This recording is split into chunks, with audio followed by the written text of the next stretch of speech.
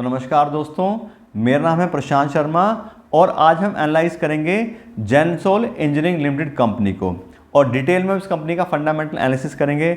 सबसे पहले हम बिजनेस प्रोफाइल देखेंगे कंपनी का पूरा डिटेल में, उसके साथ साथ हम कंपनी के फाइनेंशियल भी चेक करेंगे जिससे हमें कंपनी के बारे में डिटेल नॉलेज मिल सके और हम एक हेल्प ले सकें अपनी इन्वेस्टमेंट डिसीजन में कि अगर हम अपना पैसा इस कंपनी में इन्वेस्ट करना चाह रहे हैं तो ये कंपनी कैसी है, और अगर हमने ऑलरेडी अपना पैसा इस कंपनी में इन्वेस्ट किया है तो हमें क्या करना चाहिए, हमें इन्वेस्टर रहना चाहिए या अपना पैसा इस कंपनी में से निकालना चाहिए। तो हम बात करते हैं अपनी company Gensol engineering limited company के बारे में। तो ये कंपनी 2012 में मिली थी, 2012 में बनी थी। और बात करें तो कंपनी सोलर पावर प्लांट लगाने का काम करती है। मेन कंपनी का बिजनेस है वो सोलर पावर प्लांट बनाने का है और साथ में उसकी कंसल्टेशन देने का है। कंसल्टेशन में कंपनी क्या क्या सर्विस देती है, उसमें कंपनी अगर किसी को अपना प्लांट लगाना है या लगाने के लिए सोच रहे हैं तो उसके रिलेटेड सारी सर्विस कंपनी देती है, जैसे कि ड्यू डिलिजेंस हो गया, डिटेल इंजीनियरिंग है, क्वालिटी कंट्रोल, कंस्ट्रक्शन सुपरविजन, इस तरह के सारी कंसल्टेंसी सर्विसेज कंपनी अपने क्लाइंट्स को देती है। बात करें तो कंपनी एक वन स्टॉप सॉल्यूशन है सारी चीज़ों के बारे में, शुरू से लेकर एंड तक सारी कॉम्प्रिहेंसिव सर्विस देती है अपने क्लाइंट्स को सोलर पावर प्रोजेक्ट्स के लिए। साथ साथ बात करें तो अभी कंपनी 600 मेगावाट की कैपेसिटी के सोलर पावर प्लांट लगा के अपने क्लाइंट्स को डिलीवर कर चुकी है और कंपनी का इंडिया के अलावा और भी दूसरी काफ़ी कंट्रीज़ में काम है। बात करें तो इंडिया के अलावा कंपनी जो अपनी कंसल्टेंसी सर्विस प्रोवाइड करती है उसमें केन्या है, यूक्रेन है, ओमान है, नेपाल है, अफगानिस्तान, इंडोनेशिया, इस तरह की कंट्रीज़ में भी कंपनी काम करती है और काफ़ी अच्छा बिजनेस वहाँ पर भी है। फिर बात करें तो कंपनी सिर्फ बात करें तो सोलर प्रोजेक्ट में काम नहीं करती, कंपनी मेनली 3 प्रोजेक्ट में काम करती है। कौन कौन से 3 प्रोजेक्ट में काम करती है, उसमें पहला है सोलर ईपीसी जिसकी बात हमने करी है, इसमें कंपनी सारी सर्विस अपनी सोलर से रिलेटेड देती है। उसके अलावा कंपनी ईवी लीजिंग काम करती है, इलेक्ट्रिकल व्हीकल्स जो है उसको लीज पे देती है लोगों को। उसके अलावा कंपनी ईवी मैन्युफैक्चरिंग में भी काम करती है, उसके लिए कंपनी ने पूना में प्लांट लगाया, वहाँ पर कंपनी अभी अपने ऑपरेशन स्टार्ट करने वाली है। उसके बाद बात करें डिटेल में इन तीनों सेक्शन की, ये तो ओवरऑल हो गया। डिटेल में अगर बात करें तो सबसे पहले बात करते हैं सोलर ईपीसी बिजनेस की। ये कंपनी का मेन बिजनेस है, यहाँ से कंपनी को 80% का रेवेन्यू आता है, सबसे ज़्यादा रेवेन्यू कंपनी को इसी सेगमेंट से आता है। और जैसे बात की थी हमने 600 मेगावाट की कैपेसिटी के प्रोजेक्ट कंपनी ऑलरेडी बना चुकी है, उसमें सारे टाइप के प्रोजेक्ट्स हैं, रूफटॉप भी हैं, ग्राउंड माउंटेड और फ्लोटिंग सोलर पैनल्स, इस तरह के सारे काम कंपनी करती है।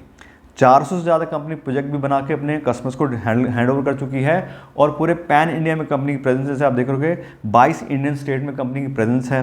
कंपनी के जो ऑफिसेज हैं वो अहमदाबाद, पूना और गुड़गांव, यहाँ पे कंपनी के ऑफिसेज भी हैं।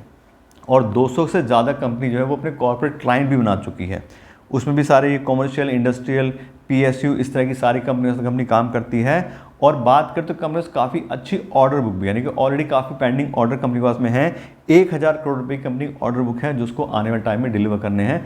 तो देखें तो शॉर्ट टर्म के अंदर काफ़ी अच्छा बिजनेस ऑलरेडी कंपनी के पास में है। फिर बात करें तो कंपनी के पास में 200 से ज़्यादा इंजीनियर्स की टीम है जो कंपनी के साथ काम करते हैं और कंपनी की सारी सर्विसेज को अच्छे से डिलीवर करते हैं अपने कस्टमर्स को।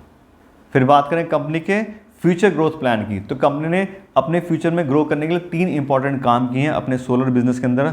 सबसे पहले इसमें कंपनी ने स्कॉर्पियस ट्रैकर्स लिमिटेड कंपनी थी उसको एक्वायर करा है और उसके थ्रू कंपनी ने ट्रैकिंग सिस्टम लगाने शुरू कर दिए हैं जो कि पैनल ट्रैक करते हैं सनलाइट को और वो उसको आइडियल कंडीशन रखते हैं जहाँ पे सबसे ज़्यादा सनलाइट मिले और ज़्यादा जो इलेक्ट्रिसिटी है वो डिलीवर हो सके, वो प्रोड्यूस हो सके। तो उससे क्या होता है कि जो कस्टमर पैसा लगाते हैं उनका पैसा जल्दी रिकवर होता है और हाई आरओई उनको मिल सकती है। तो कंपनी ने इस दूसरी कंपनी को एक्वायर करके अपने पोर्टफोलियो में ले लिया है और काफ़ी अच्छे से कंपनी इस सेगमेंट में भी काम कर रही है। उसके बाद में ग्रीन हाइड्रोजन प्रोजेक्ट, ये कंपनी ने जो है एनएचपीसी का कारगिल में ग्रीन हाइड्रोजन प्रोजेक्ट बनाने के लिए भी यहाँ पे उसको कॉन्ट्रैक्ट मिला है, वो उसने बिड करी थी और उसको कॉन्ट्रैक्ट को जीता है और यहाँ से भी कंपनी को काफ़ी अच्छे आने वाले टाइम में ग्रोथ मिलने वाली है, काफ़ी अच्छे रिवेन्यू यहाँ पे उसको मिलेंगे। उसके बाद में कंपनी ने मिडिल ईस्ट की जो मार्केट है उसमें भी एंट्री ली है।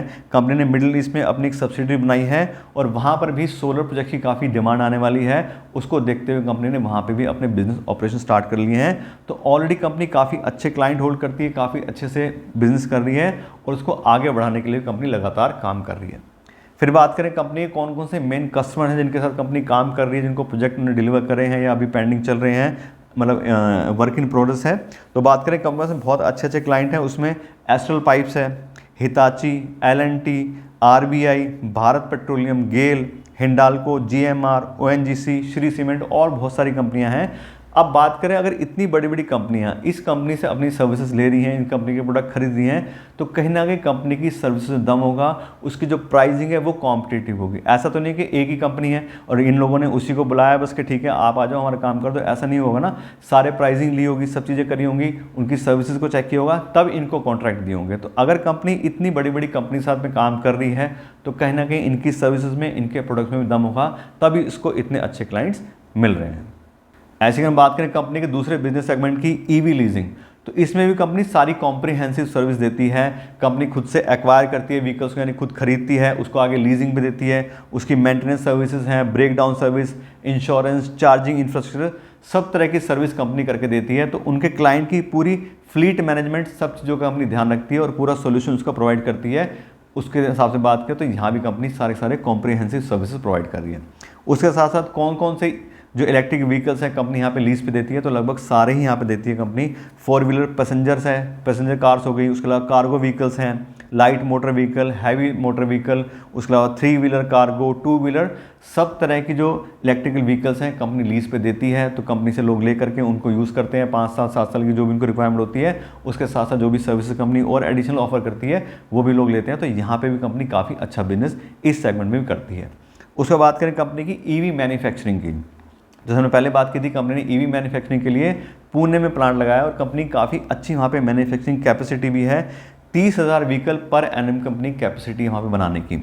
और कंपनी यहाँ पे भी देखें तो अर्बन फ्लीट की गाड़ियाँ बनाएगी, कार्गो व्हीकल्स कंपनी बनाएगी, अर्बन पैसेंजर व्हीकल्स कंपनी बनाएगी। तो इस तरह की सारी चीज़ें यहाँ पे कंपनी मैन्युफैक्चरिंग स्टार्ट करेगी। लेकिन बात करें तो अभी फाइनल अप्रूवल कंपनी को नहीं मिले हैं, अभी अंडर कंस्ट्रक्शन है चीज़ें, और यहाँ पे जो फाइनल अप्रूवल आ जाएंगे उसके बाद कंपनी कमर्शियल प्रोडक्शन स्टार्ट करेगी और 2025 के आसपास कंपनी का यहाँ पे प्रोडक्शन स्टार्ट होने की उम्मीद है। तो कंपनी काफ़ी अच्छे से बात करें तो दोनों सेगमेंट में काम कर रही है, बल्कि तीनों सेगमेंट में काम कर रही है। इलेक्ट्रिकल व्हीकल्स बनाना भी कंपनी शुरू करने वाली है, ऑलरेडी इलेक्ट्रिकल व्हीकल्स दूसरी कंपनी से खरीद के लीज पे भी दे रही है, और सोलर की कंपनियों के साथ भी कंपनी प्रोजेक्ट जो काफ़ी अच्छे से यहाँ पे डिलीवर कर रही है। हम बात करें कंपनी 3 सेगमेंट में काम तो करती है, कंपनी को कितना रेवेन्यू किस किस सेगमेंट से आता है। तो जैसे हमने पहले बात की थी, कंपनी को सोलर ईपीसी से 80% रेवेन्यू आता है, ईवी लीज का जो कंपनी काम करती है वहाँ से 16% रेवेन्यू आता है, और सोलर ट्रैकर का जो कंपनी काम करती है वहाँ से कंपनी को 5% रेवेन्यू आता है। अभी व्हीकल्स कंपनी ने बनाने शुरू नहीं किया तो इसलिए वहाँ पे भी कुछ सेल है नहीं, तो वहाँ से अभी कंपनी को रेवेन्यू नहीं आता है। लेकिन बात करें तो तीनों सेगमेंट में कंपनी काफ़ी अच्छे से यहाँ बिजनेस कर रही है। इस तरह से बात हम करें कंपनी के पूरे बिजनेस प्रोफाइल की, तो कंपनी काफ़ी अच्छा बिजनेस प्रोफाइल होल्ड करती है। जितने भी कंपनी के प्रोडक्ट या सर्विस में बात करें तो फ्यूचरिस्टिक हैं। गवर्नमेंट की बात करें तो गवर्नमेंट पूरा सपोर्ट कर रही है सोलर प्रोजेक्ट्स को, साथ साथ इलेक्ट्रॉनिक व्हीकल्स को, पूरा इंफ्रास्ट्रक्चर डेवलप कर रही है। तो आने वाला फ्यूचर इन्हीं चीज़ों का है, और उसको अच्छे से एक्वायर करने के लिए कंपनी ने अभी से काम करना शुरू कर दिया। सोलर में तो आप देख रहे हो काफ़ी अच्छा रेवेन्यू कंपनी को वहाँ से आता है, और कंपनी इलेक्ट्रिकल व्हीकल्स बनाना शुरू कर दिया, और जब तक वो बननी शुरू नहीं हुई है उससे पहले ही कंपनी ने उसको लीजिंग पे देना शुरू कर दिया दूसरी कंपनी खरीद के जो ऑलरेडी इलेक्ट्रिकल व्हीकल्स बना रही हैं।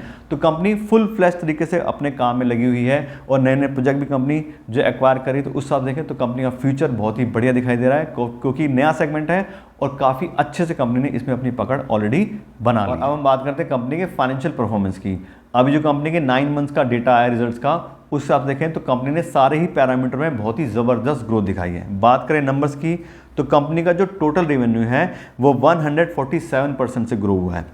इन 9 मंथ्स में जो फाइनेंशियल ईयर 2024 में जो कंपनी के रिजल्ट्स आए हैं उसके हिसाब से देखें तो 584 करोड़ रुपये कंपनी की सेल से रेवेन्यू आए हैं, जबकि सेम पीरियड में पिछले 9 मंथ्स में 2023 में कंपनी के जो टोटल रेवेन्यू थे वो 267 करोड़ थे। तो देखें डबल से भी ज़्यादा कंपनी यहाँ पे जो रेवेन्यू हो गए हैं। ऐसी बात करें EBITDA या ऑपरेटिंग प्रॉफिट की तो इसमें भी 238% ग्रोथ आई है। इस साल का जो कंपनी का 9 मंथ्स का जो EBITDA है वो है 169 करोड़ का, जबकि पिछले साल ये सिर्फ 50 करोड़ था सेम पीरियड में। ऐसे ही प्रॉफिट बिफोर टैक्स में 117% ग्रोथ है, ये 49 करोड़ का है, जबकि पिछले साल के 9 मंथ्स में 23 करोड़ था। ऐसी बात करें प्रॉफिट आफ्टर टैक्स या नेट प्रॉफिट की तो इसमें भी 111% की बहुत ही अच्छी ग्रोथ आई है। और जो लेटेस्ट 9 मंथ का डेटा है उसमें कंपनी का जो नेट प्रॉफिट आया वो 34 करोड़ का है, जबकि सेम पीरियड में पिछले साल में 16 करोड़ का था यहाँ पे। तो कंपनी के लगभग सारे ही पैरामीटर ग्रोथ है। कंपनी की सेल्स भी इंक्रीज हो रही है, कंपनी का प्रॉफिट भी इंक्रीज हो रहा है, दोनों चीज़ें कंपनी इंक्रीज करे। इससे हमें क्या पता लगता है कि कंपनी ऐसा नहीं कि डिस्काउंट देके नए नए कस्टमर एक्वायर कर रही है या सर्विसेज अच्छी नहीं है। तो कंपनी अपनी सेल्स यानी कि बिजनेस भी बढ़ा रही है और साथ साथ उसको प्राइसिंग कॉम्पिटिटिव रख रही है, प्रॉफिट अपना साथ साथ मैनेज करके चल रही है। तो अच्छी सर्विसेज हैं, कहीं ना कहीं अपने उसमें टेक्नोलॉजी की और जो एक्सपीरियंस है उसकी एज है, इसलिए कंपनी सारे अपने पैरामीटर यहाँ पे अच्छे से मैनेज करके चल रही है। इस तरह से बात करें तो हमने देख लिया कंपनी का बिजनेस प्रोफाइल भी काफ़ी अच्छा है और कंपनी फाइनेंशियली भी काफ़ी अच्छा परफॉर्म कर रही है। ऐसा नहीं कंपनी लॉस में जा रही है, नया प्रोजेक्ट है या नई कंपनी है, अभी IPO है तो कंपनी की प्रॉफिटेबिलिटी नहीं आ रही है, तो कंपनी काफ़ी अच्छे से अपना बिजनेस कर रही है। उसके साथ बात करें कंपनी के शेयर प्राइस की, तो आज में कंपनी का जो शेयर प्राइस आ रहा है वो आ रहा है 973 रुपये के आसपास जो कंपनी के शेयर ट्रेड हो रहे हैं। और बात करें तो पिछले 6 महीने में ही कंपनी के शेयर प्राइस में 26% की ग्रोथ आई है। काफ़ी अच्छा रिटर्न इसने अपने एग्जिस्टिंग इन्वेस्टर्स को दिया है। बात करें तो नवंबर दिसंबर में 770 रुपये के आसपास कंपनी का शेयर था और 200 रुपये के आसपास की ग्रोथ जो है कंपनी के शेयर में पिछले 6 महीने में आ गई है। और जिस तरह से कंपनी एग्रेसिवली नए नए प्रोजेक्ट ले रही है, नई नई कंपनियां एक्वायर कर रही है अपने बिजनेस के हिसाब से, तो आने वाला फ्यूचर बहुत ही अच्छा दिखाई दे रहा है। जो नए प्रोजेक्ट कंपनी को मिले हैं वहाँ पे भी उनको नया काम शुरू होगा, वहाँ से रेवेन्यू और आएंगे, वहाँ से प्रॉफिटेबिलिटी बढ़ेगी। तो साथ देखें तो कंपनी का फ्यूचर भी काफ़ी बढ़िया हमें जो है दिखाई दे रहा है। पास्ट में देख लिया अच्छा है ये, साथ साथ फ्यूचर भी काफ़ी प्रॉमिसिंग दिखाई दे रहा है। तो उस हिसाब से बात करें तो एक बहुत अच्छा इन्वेस्टमेंट ऑप्शन हो सकता है अगर हम इस तरह की कंपनी में अपना पैसा इन्वेस्ट करना चाह रहे हैं। और अगर हमने ऑलरेडी अपना पैसा इन्वेस्ट किया हुआ है तो आप देख ही रहे हो सारा सब चीज़ें बिजनेस अच्छी चल रही है, तो बिल्कुल हमें इन्वेस्ट करना चाहिए। लेकिन फिर बात है कि नई कंपनियाँ हैं, आने वाला फ्यूचर हमें अभी अच्छा लग रहा, हो सकता है कल कॉम्पिटिशन आए, कुछ भी आए, तो हमें जो पैसा इन्वेस्ट करना है वो थोड़ा सा कॉन्शियस होकर करना है। बहुत ज़्यादा हाई प्राइस पे कंपनी को नहीं खरीदना है और बहुत ज़्यादा एलोकेशन भी अपने जो पोर्टफोलियो की उसमें नहीं लेनी है। थोड़ा थोड़ा हमें सिस्टमली काम करेंगे तो अच्छे से हम लॉन्ग टर्म में इस कंपनी में फ़ायदा ले सकते हैं। लेकिन फिर बात है कि हमारी तरफ से कोई रिकमेंडेशन नहीं है कि आपको इस कंपनी में इन्वेस्ट करना ही करना है। आप अपना होमवर्क कीजिए और फिर डिसाइड कीजिए कि आपको इस कंपनी के साथ क्या करना है। लेकिन बात करें तो कंपनी बहुत बढ़िया लग रही है, आपको उसके बारे में सारी डिटेल भी हमने दे दी है। आशा करते हैं आपको वीडियो अच्छी लगी। आपने इस वीडियो को देखने के लिए और मुझे इतना समय दिया उसके लिए आपका बहुत बहुत धन्यवाद।